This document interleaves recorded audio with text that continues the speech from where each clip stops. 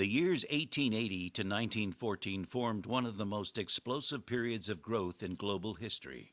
The industrial age ushered in an improved standard of living for many people, providing families with electric lights, telephones, and affordable automobiles to enhance their lives. Modern ocean-going steamships enabled huge numbers of immigrants to make a fresh start in America. Men were taking flight in the world's first airplanes. The entire planet was becoming more accessible, and people were moving forward at an ever-increasing speed. But in many countries, the roots of the old political structure remained. The offspring of Queen Victoria and Prince Albert of Great Britain were married into many of the royal families in Europe, and their unions created unstable political conditions between the competing regimes. Europe in 1914 was a tinderbox continent of naked nationalism.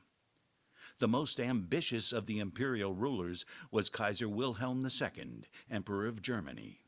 Crowned in 1888, the Kaiser's ultimate goal of global expansion and Germany's military quest to become the dominant world power climaxed with Germany's support of the Austro-Hungarian regime in the July 1914 crisis.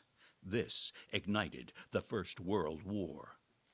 Archduke Franz Ferdinand, heir to the Emperor of Austria-Hungary, and his wife were assassinated by a Serbian nationalist who was a member of the Black Hand terrorist group on June 28, 1914, in the city of Sarajevo.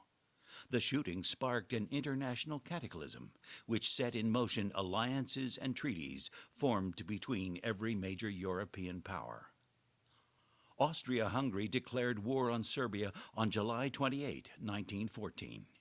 In a domino effect, created by one mobilization proclamation after another, Russia, as Serbia's protector, was at war with Germany and its allies. In a pre-planned attack to quickly knock out France, Germany's bitter rival, the German army invaded Belgium and then France. Great Britain, along with Canada, Australia, and New Zealand, soon followed by declaring war on the German alliance. The conflict quickly spread around the globe, from Europe to the Middle East to Africa and Asia, and engulfed approximately 40 countries in bloody land, air, and sea battles. During the Great War, the technology of warfare had advanced to modern methods of death and destruction, unimaginable in any previous period in history. The methods of 19th century warfare were replaced by a mass-produced industrial war machine.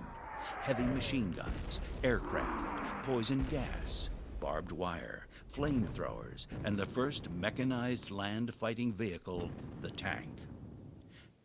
Airplanes were utilized for the first time in battle on a large scale. New lethal weapons gave the armies on both sides an enormous concentration of firepower. Trench warfare was a never-ending nightmare for the soldiers. They endured living in often waist-deep mud, tormented by rats, fleas, and lice, surrounded by the dead and dying, and with the constant threat of a nameless, faceless death.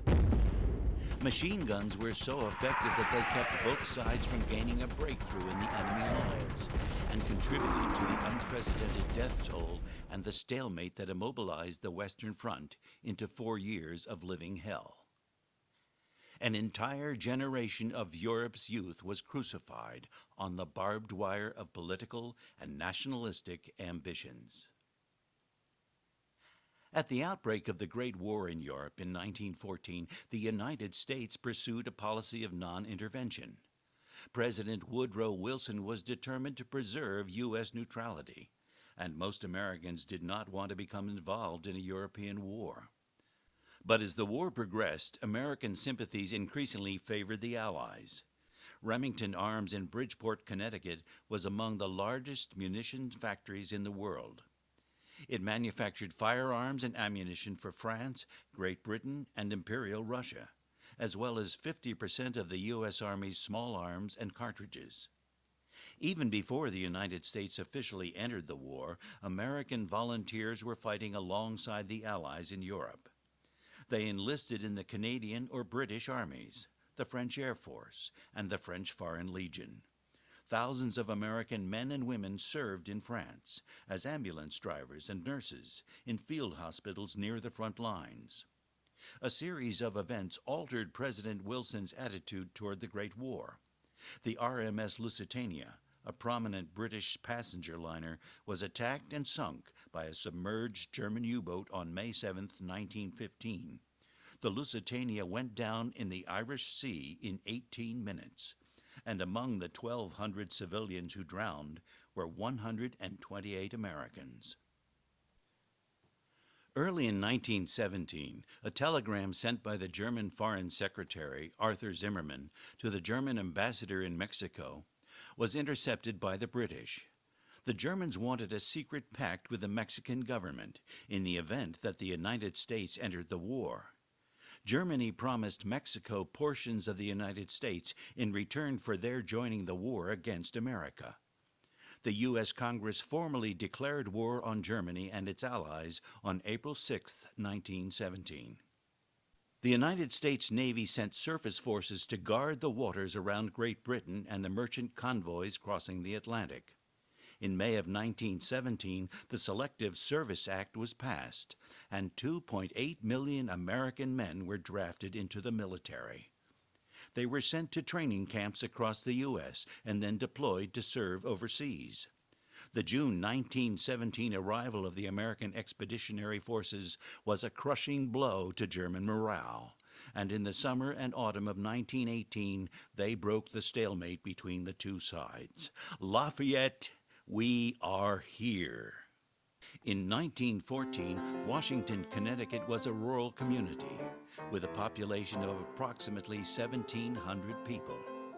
Over 100 men and women from Washington and more than 150 alumni and faculty from the gunnery served in the Great War.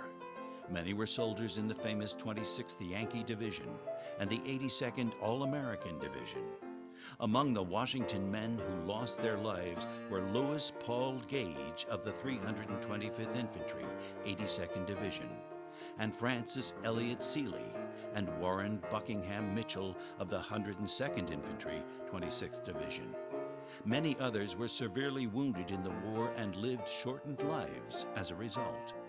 Washington women served as Red Cross nurses during the war. Margaret Mitchell, Rebecca Pond, and Candace Seeley worked at Camp Devens. Kathleen, Ellen, and Teresa Cole trained at various hospitals and camps in the United States, caring for victims of the influenza epidemic. Alice Carter was sent to France in the summer of 1918 and first served with the Aviation Unit and later the Graves Registration Group. 2 Washington women worked for the YMCA overseas. Frances Elliott Hickox, who was at one time the housekeeper for the gunnery, was among the first Americans sent to France in 1917. She distributed food and services to French and American troops. Laura Colton Hickox served in France in the entertainment department of the YMCA from July 1918 to May 1919. Washington Depot's hero, General Benjamin Falois, at one time the only pilot in the U.S. Army, was appointed Chief of Air Service, American Expeditionary Forces, by General Pershing in 1917. General Falois was awarded the Distinguished Service Medal and the French Legion of Honor for his service in France. At home in Washington, the entire town mobilized to support the war. Residents invested in Liberty loans to help finance the American war effort, and new policies were enacted to ration the consumption of food. A unit of the Women's Land Army of America, known as Farmerettes, was brought to Washington by the Garden Club to work on farms and replace the men who had been conscripted for military service. The local Red Cross chapter was officially organized in March of 1917. Various social events were held to raise money, and members produced clothing and Christmas packages to be sent to the soldiers in France. A group of young women living on Washington Green transformed their reading circle into an active membership working for the Allies. The Sister Susie Society sewed clothing and bandages to be sent overseas and raised money for various war relief organizations. Their major fundraisers were 2 bazaars on Washington Green. the Allied Market in the summer of 1916, and the encampment in the summer of 1917. In June of 1917, 2 platoons of the Home Guard drilled as fully equipped soldiers, one in New Preston and the other in Washington. Later known as the Connecticut State Guard, the Home Guard was established for the defense of Connecticut's munitions industries, considered vital for the war effort. The armistice went into effect at 11 a.m. on November 11, 1918. The guns on the Western Front fell silent, and our small town of Washington celebrated the end of the Great War with the rest of the world. The human toll of this conflict was staggering, with over 10 million soldiers dead, 7 million civilians killed, and an entire generation scarred. Parable of the Old Man and the Young by Wilfred Owen. So Abram rose and clave the wood and went, and took the fire with him, and a knife. And as they sojourned both of them together, Isaac the firstborn spake and said, My father, behold the preparations, fire and iron, but where the lamb for this burnt offering? Then Abram bound the youth with belts and straps, and builded parapets and trenches there, and stretched forth the knife to slay his son, when lo, an angel called him out of heaven, saying, Lay not thy hand upon the lad, neither do anything to him. Behold, a ram caught in a thicket by its horns. Offer the ram of pride instead of him. But the old man would not so, but slew his son, and half the seed of Europe, one by one. Many hoped that the Great War would be the war to end all wars. But after the Treaty of Versailles, the 20th century emerged with conflicting political forces that still shape and trouble the world we live in today.